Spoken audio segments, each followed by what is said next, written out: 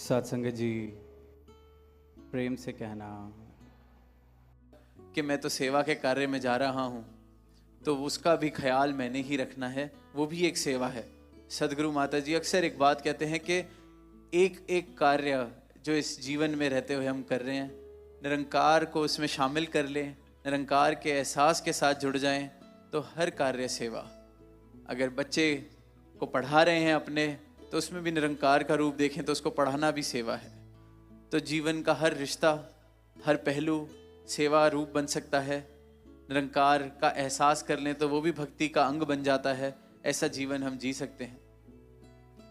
और कल एक सवाल था कि किसी बहन ने जो पूछा कि उनके प्रोफेशन की वजह से वो उनकी क्लोथिंग जिस भी प्रकार की है और लोग उस पर कमेंट करते हैं या बात करते हैं, तो फिर जवाब में कहा गया कि उनका प्रोफेशन है, उनको वहाँ पर उस प्रकार से जो किरदार निभाना है, एक्टिंग या मॉडलिंग, उस हिसाब से वो कपड़े पहनते हैं। तो दास ये कहना चाहेगा, किसी का प्रोफेशन अगर नहीं भी है और उनकी अपनी पर्सनल चॉइस है, अपने जीवन में, अपने घर में, अपने सोशल लाइफ में वो जैसे भी कपड़े पहनना चाहते हैं, वो उनकी पर्सनल चॉइस है, तो वो बहुत मुबारक है। और जब तक ये विवेक है कि जब हम सत्संग में आ रहे हैं, या सत्संग क्या, हम कहीं अगर पब्लिक प्लेस में जाते हैं, हम उस हिसाब से ही जाते हैं जो वहाँ के लिए अप्रोप्रिएट डेकोरम है। तो एज लॉन्ग एज मैं वो निभा रहा हूँ, तो अपनी पर्सनल लाइफ में सबको जैसी भी जीवन जीना है वो आज़ादी सबको दी गई है। पर अक्सर देखा जाता है, खासकर जो खुद को धार्मिक समझते हैं, जो खुद को भगवान का बंदा कहते हैं, जो खुद को भक्त समझते हैं, उनका धार्मिक होना प्रभु से प्रेम करना नहीं होता। उनका धार्मिक होना, उनकी भक्ति करना, उनका परमात्मा का नाम लेना सिर्फ इस बात से जुड़ा हुआ है कि मैं धार्मिक हूँ क्योंकि मैं ये बताता हूँ कि देखो कौन कौन अधर्म के मार्ग पर चल रहा है। ये सामने वाला धार्मिक नहीं है, ये सामने वाले को अकल नहीं है, ये सामने वाले को समझ नहीं है। मैं अपना धार्मिक होना, कौन कौन धर्म के मार्ग पर नहीं चल रहा मेरे मुताबिक, उन सबको शीशा दिखाना मैं सोचता हूं मेरी भक्ति है। तो धार्मिक होना कहीं भी ये गलत फहमी है। और यही कारण है कि धर्म से इतनी दुनिया दूर होती जा रही है कि जिसने भी खुद को धार्मिक कहा, उसने दूसरों की लकीर छोटी करनी शुरू कर दी। उसने दूसरों को ये कहना शुरू कर दिया कि तुम्हें समझ नहीं, तुम्हें अकल नहीं। वो पाठ पढ़ाने लग गया धर्म का, जबकि इतनी सी बात खुद नहीं समझ आई कि धर्म सिर्फ अपनाने का नाम है, प्रेम का नाम है। अगर मैं किसी की लकीरें छोटी कर रहा हूं, तब तक मुझे ही धर्म की समझ नहीं आई है कि इस धर्म क्या है। तो अगर हम सत्संग में भी आ रहे हैं, मिशन से जुड़े हैं, सदगुरु के दर से जुड़े हैं, और वहां मैं ये टीका टिप्पणी कर रहा हूं कि अपने घर पे कोई कैसे रहता है, क्या खाता है, क्या पीता है, क्या उसका काम काज है, कैसे वो कपड़े पहनता है, कैसा वो सोशल मीडिया पे अपना जीवन दिखाता है। सोशल मीडिया पे तो बड़े मॉडर्न कपड़े पहने हैं और सत्संग में आया है, तो सत्संग पे आने पर मैं उसको अगर टॉन्ट मारूं कि आप तो ऐसे कपड़े पहनते हैं, आप सत्संग कैसे आ गए, या यहाँ तो आप बड़ी सेवा कर रहे हैं सर ढक के, पर आपके सोशल मीडिया से तो ये लगता है कि जैसे आप बड़े मॉडर्न कपड़े पहनते हैं या ऐसे कपड़े पहनते हैं जो आपको नहीं पहनने चाहिए। मैं कौन होता हूँ किसी को बताने वाला किसे कैसे कपड़े पहनने हैं। मुझे जो अपने लिए ठीक लगता है मैं वैसे कपड़े पहनूं, या नहीं ठीक लगता अपने लिए मैं ना पहनूं। लेकिन ये सोचना कि मैं किसी को ये अगर बता दूंगा कि वो कैसे कपड़े पहनता है और कैसे कपड़े नहीं पहनता, उससे उसकी सेवा कैसी है, उसकी भक्ति कैसी है, वो कितना समर्पित है गुरु के चरणों में, ये मेरी नासमझी है, ये मेरा भ्रम है। किसी की लकीर छोटी करके अगर मैं खुद को ज्यादा बड़ा भक्त समझ रहा हूं, तो मुझे इस बात का एहसास करना होगा कि मैं भक्ति की राह से कोसों दूर हूं। किसी और को अगर मैं समझा रहा हूं ये कह के कि उसका निजी जीवन कैसा है, इस बात पे टीका टिप्पणी करके मैं ये कह रहा हूं कि भक्त का जीवन तो ऐसा नहीं होना चाहिए, मेरे जीवन जैसा होना चाहिए। देखो मुझे कितनी समझ है, तो किसी और की लकीर को इसलिए छोटा किया जा रहा है कि खुद बड़ा महसूस कर सकूं, तो मतलब मैं अहंकार की राह पर चल रहा हूं। भक्ति वाले भावों से कभी किसी की लकीर छोटी नहीं की जा सकती। सिर्फ और सिर्फ अहंकार वाले भावों से ही इंसान किसी और की लकीर छोटी करने का प्रयास करता है। आज सवाल आया कि इतना ज्ञानी होने के बावजूद रावण को अहंकार कैसे हो गया? ज्ञानी था इसलिए अहंकार हो गया, इतनी कलाएं थी इसलिए अहंकार हो गया, भक्त नहीं बन पाया, समर्पित नहीं कर पाया।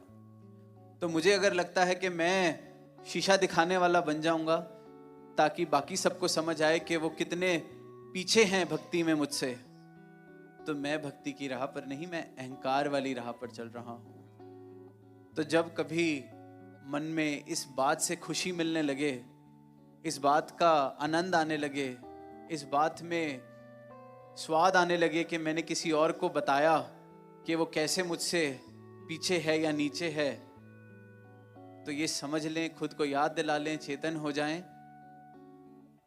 कि मैं भक्ति के मार्ग से हटकर अहंकार वाले मार्ग पर चल रहा हूं। मैं निरंकार से दूर होकर अहंकार से घिर गया हूं। तो जहां किसी की लकीर छोटी की जा रही है और ये साथ में मैं उस पे पर्दा चढ़ा दूं कि ये तो मैं भक्ति करनी सिखा रहा हूं, ये तो मैं मर्यादा बता रहा हूं, हम किसी को ना बताएं।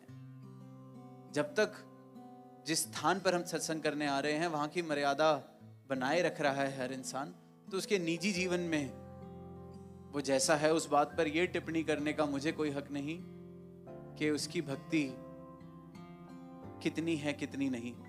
हमें नहीं पता, हमें बिल्कुल नहीं पता। कहीं मैं सोचूं कि मैं घर से सर ढके बिना बाहर नहीं निकलता तो मुझसे बड़ा कोई भक्त नहीं, और जो सर नहीं ढकते, जो ऐसे मॉडर्न कपड़े पहनते हैं, वो भक्त नहीं है।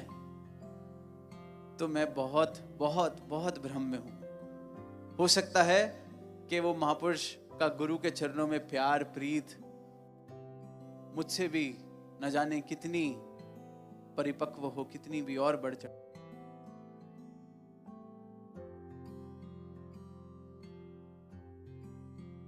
के हो। तो एक भक्त का जो रिश्ता है वो सिर्फ गुरु, सदगुरु और उस भक्त के बीच में है, और वो उन दोनों के अलावा और कोई नहीं जानता। तो ये प्रयास भी ना किया जाए कि हम ये टिप्पणी करें कि ये तो भक्त नहीं, इसे समझ नहीं, इसको हम समझाएंगे। अपने लिए देखिए, आत्ममंथन की बात हुई, ये एनवायस हो रहा है सिर्फ और सिर्फ अपनी तरफ। भक्ति का मतलब सिर्फ और सिर्फ अपने जीवन की ओर देखना और उस जीवन को निखारना, अपने जीवन को निखारना। अपने जीवन को निखार लेंगे तो आसपास जहां जाएंगे वहां निखार आना लाजमी हो जाता है। कल एक और सवाल भी था कि अधिकारी महापुरुष जब तक अधिकारी नहीं बने होते तब तक तो बहुत प्रेम से बात करते हैं, धनंकार कहते हैं, फिर शायद उनमें अहंकार आ जाता है। तो दास तो यही कहेगा कि अगर अहंकार आ गया, अधिकारी तो आज कोई है, कल रहता है, नहीं रहता पता नहीं, पर भक्त बन सकें, क्योंकि भक्त जो बन जाता है वो ताउम्र फिर भक्त रहता है। अधिकारी आज हैं, कल नहीं है, और जो भक्त बन गया फिर वो उसकी अवस्था हर अधिकारी से ऊपर है। इसलिए सदगुरु माता जी सबको सेवा जब किसी भी रूप में देते हैं, बात कहते हैं कि भक्त बन के ही रहना है, दास बन के ही रहना है। अधिकारी बनने जो लग गया वो तो फिर भक्ति की राह से दूर हो गया। कोई अधिकारी बन गया वो भक्त नहीं रहा, और जो भक्ति को निभाते निभाते अधिकारी रूप वाली सेवाएं निभाएगा फिर उससे ऐसी गलतियां भी नहीं होंगी। और कल बड़ी खूबसूरती से ये बात कही गई, क्योंकि ये परिवार सदगुरु ने बख्शा है तो कभी कभी एक दूसरे पे गुस्सा भी आ जाता है, बात भी हो जाती है। तो हमने अपने दिलों को इतना संकीर्ण नहीं रखना कि जरा सी बात पर हम सिर्फ और सिर्फ हड़ताल करने लगे, शिकायतें करने लगे, नाराजगियां बताने लगे। लेकिन वहीं जहां घर के बड़ा है, जैसे कल कहा गया कि संचालक महापुरुष हैं, अधिकारी महापुरुष हैं, मुखी महात्मा हैं, वो सेवा करते हैं। कई बार सेवा के किसी ऐसे मोमेंट में, किसी प्रेशर मोमेंट में कोई बात ऐसी कर दी तो हम बुरा ना माने। तो दास यही कहेगा कि जो महात्मा जिम्मेवारियां निभा रहे हैं, अगर तो उनका स्वभाव प्रेम वाला है, सबको प्रेम देते हैं, सबके लिए हाजिर रहते हैं, सबको अपने बच्चों की तरह रखते हैं, तो कभी कभी ऐसे महात्मा की डांट पिट जाती है तो चुपती भी नहीं, यही लगता है कि मुझे समझा रहे हैं। पर वहीं कहीं अधिकारी महापुरुष ये ना समझ लें कि एनवाईएस में कल कह दिया बच्चों को कि बुरा नहीं मानना, अपने घर के बड़े हैं, डांट दिया तो मैं तो अब बिना सोचे समझे डांटता ही रहूं, तो कोई मुझे कहने वाला नहीं बचा, तो ये बात भी गलत हो जाएगी। प्रेम वाला बैलेंस ज़्यादा रहेगा तो कभी कभी जो ऐसे मोमेंट्स आ जाते हैं जहाँ हमने किसी का दिल दुखा दिया, तो वो महात्मा मुझे बेनिफिट ऑफ डाउट दे पाएगा कि नहीं, वैसे तो मुझे प्यार करते हैं, आज ही डांट दिया, कोई बात शायद मुझसे गलती हो गई होगी, शायद मैंने कोई सेवा में कमी करी होगी, या शायद कुछ मुझे समझाना चाह रहे होंगे। पर अगर मेरा प्रेम वाला बैलेंस नहीं है, सिर्फ डांटने वाला ही बैलेंस है, सिर्फ किसी को नीचे दिखाने वाला ही बैलेंस है, सिर्फ गलत भाषा बोलने वाला ही बैलेंस है, तो फिर उस बेनिफिट ऑफ डाउट का मैं हकदार नहीं रह जाता, फिर ये सेवा निभाने का मैं हकदार नहीं रह जाता। फिर अगर मेरी भाषा सिर्फ एक जैसी ही है कि ये तो सिर्फ डांटते ही रहते हैं, ये तो सिर्फ गलत ही बोलते रहते हैं, इनका तो और कोई काम ही नहीं, इनको तो सिर्फ और सिर्फ हमें नीचे दिखाना ही अच्छा लगता है, तो फिर वो महात्मा, जैसे कल सवाल में था कि अधिकारी दास क्यों नहीं बन के रह सकता, तो फिर वो दास भावना जा चुकी है। परिवार के रूप में साथ हैं, इस प्रकार की बातें होंगी, सबको दिल विशाल रखने हैं, लेकिन सबका अगर प्रेम वाला बैलेंस ज़्यादा होगा तो ऐसे जो छोटी मोटी बातें होती हैं फिर सहज में निकल जाती हैं, दिलों पे नहीं लगती, क्योंकि दिलों पे सबके प्रेम की छाप रहती है। हम फ़ोन मिलाते हैं तो फ़ोन में जो टॉक टाइम जितना बचता है उतना ही देर फ़ोन मिल सकता है, अगर ये प्यार वाला टॉक टाइम ख़त्म कर लिया तो फिर दूसरी कोई बात हो नहीं पाएगी, रिश्ते चल नहीं पाएंगे। तो अपना बैलेंस अकाउंट, बैंक अकाउंट में भी पैसे पड़े होते हैं तभी खर्चे कर सकते हैं, पैसा ही ना हो, क्रेडिट कार्ड भी हो, डेबिट कार्ड भी हो, कहीं जाके डेबिट कार्ड हम लगाते हैं पर बैंक में पैसा नहीं है, वो ट्रांजैक्शन अप्रूव नहीं होती। चाहे कल तक मेरे बैंक में बहुत पैसा पड़ा था पर अब नहीं है, तो वो छोटी सी 10 रुपए की ट्रांजैक्शन भी अप्रूव नहीं होगी। चाहे हम कहते जाएं कल तक 1 लाख रुपया पड़ा था, अब ख़त्म हो गया, कोई नहीं 10 रुपये का तो ये पास कर दीजिए मेरा चेक या मेरा डेबिट, पर नहीं होगा। क्यों? क्योंकि बैलेंस ख़त्म हो गया है। तो इसलिए अपना प्रेम वाला बैलेंस हमेशा बना रहे, बढ़ा रहे, हमेशा ज़्यादा रहे, ताकि ये छोटे मोटे कभी गलती से जो खर्चे हो जाते हैं तो उनको ये रिश्ते ना ख़राब हो जाएं, क्योंकि ये इतना प्रेम वाला छाप, ये प्रेम वाला बैलेंस हर जगह हमेशा ज़्यादा है। और फिर हर रोज़ अपने लिए सदगुरु से यही अरदास हम सब मांगे कि कोई भी सेवा निभाते हुए कभी किसी का दिल ना दुखे, और कभी ऐसा हो जाए तो दातार ऐसी मेहर करना कि मुझे एहसास हो जाए कि आज मेरे बोल से किसी को ठेस पहुंच गई, आज मैंने शायद सेवा निभाते हुए, शायद उस पल में जब सेवा का प्रेशर था या कोई काम ठीक से नहीं हुआ था, मैंने किसी को डांट दिया, अगर ये एहसास हो जाए तो मैं जाके उस बच्चे को और प्यार दे दूं, उस महापुरुष को और प्यार दे दूं, माफ़ी मांग लूं। तो ये परिवार के रूप में अगर ये मिला है तो इसकी संभाल भी हमें करनी है। हर एक महापुरुष को आज भी सवाल आया कि सत्संग अगर घर पे रखवाना है तो एक मर्यादा है, तो हम सोच के देखें, किसी को अगर मुखी बनाया है, जोनल इंचार्ज बनाया है, संयोजक बनाया है, या किसी भी रूप में सेंटर में, हेडक्वार्टर में कोऑर्डिनेटर, ईसी के रूप में सेवा दी जा रही है, कितना बड़ा विश्वास है सबके ऊपर, कितना बड़ा विश्वास किया जा रहा है कि ये जो मर्यादाएं दी गई हैं उसी प्रकार सारी की सारी चीज़ें इंश्योर करेंगे, ध्यान रखेंगे कि वैसी ही वैसी हों। तो मेरा प्रेम कितना ज़्यादा एक एक संत से होना चाहिए, अगर मैं ब्रांच में भी सेवा कर रहा हूँ या जहाँ भी सेवा कर रहा हूँ, कि हर महापुरुष प्रेम से मुझे कह सके कि आज घर पे संगत रखवाने का ध्यान है, तो मैं ये कहूँ कि मेरा ही घर है, मैं आके सेवा करूँगा आपके साथ। अगर ऐसी दूरियां बन जाएंगी तो फिर हम सोच के देखें, जो जिम्मेवारी, जो विश्वास सदगुरु ने हम पर किया है, हमें दिया है, फिर वो सेवाएं निभ कैसे पाएंगी। तो सबके लिए ये एनवाईएस सिर्फ किसी एक वर्ग को समझाने के लिए नहीं, ये हम सब के लिए आत्मा मंथन का एक अवसर है। सेवाएं निभा रहे हैं तो और खूबसूरती से कैसे निभा सकें। अगर हम यहाँ बैठे हैं, सत्संग में आते हैं, सेवा दल के मेंबर्स हैं, भाई बहन सेवा दल में जुड़े हुए हैं, हम खुद को कितना विशाल कर सकें।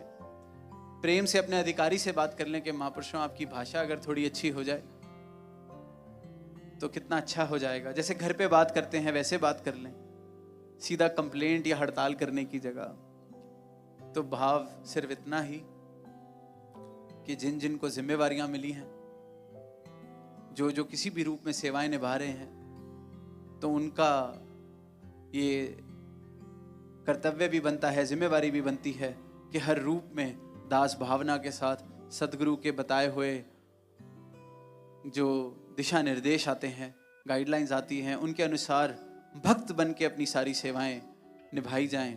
और वहीं जितने भी युवा आज यहाँ बैठे हैं या इंटरनेट के द्वारा देख रहे हैं, सबसे यही गुजारिश कि सब समर्पित भाव से अपने अहंकार को तज के अगर मिशन से जुड़ेंगे, सेवाओं में अर्पित समर्पित होंगे, तो बहुत ही योगदान दिया जा सकता है।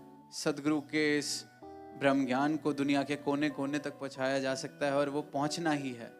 सदगुरु ने ध्यान बनाया है, वो तो पहुंचना ही है। अब हमने ये चुनाव करना है कि हमारी गिनती कौन सी श्रेणी में है। सदगुरु के कारवां में शामिल हैं, उनके मुताबिक जीवन जी रहे हैं, योगदान हमारा उस गिनती में होना है, हमारी गिनती वो योगदान वाली लिस्ट में होनी है या फिर नहीं। ये चुनाव हम सबका है, ये आत्ममंथन हम सबका है। तो सबको मुबारकबाद। इतना खूबसूरत ये जो एनवायस हुआ, और कल सबके समागम में भी दर्शन होंगे। तो यही उम्मीद कि आने वाले समय में, जहाँ इस साल की शुरुआत में कोलकाता में भी इन्हीं स्टेट्स का 2 दिवस का समागम हुआ, तो आने वाले वर्षों में दातार ऐसी मेहर करे कि जब यहाँ रीजनल समागम्स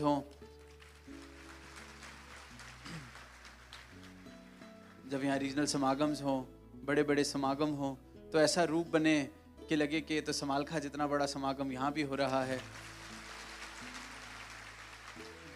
तो सदगुरु के चरणों से यही अरदास कि ये ब्रह्म ज्ञान सबके जीवन में पहुँचे, जन जन तक हम ये ब्रह्म ज्ञान को पहुँचा सकें।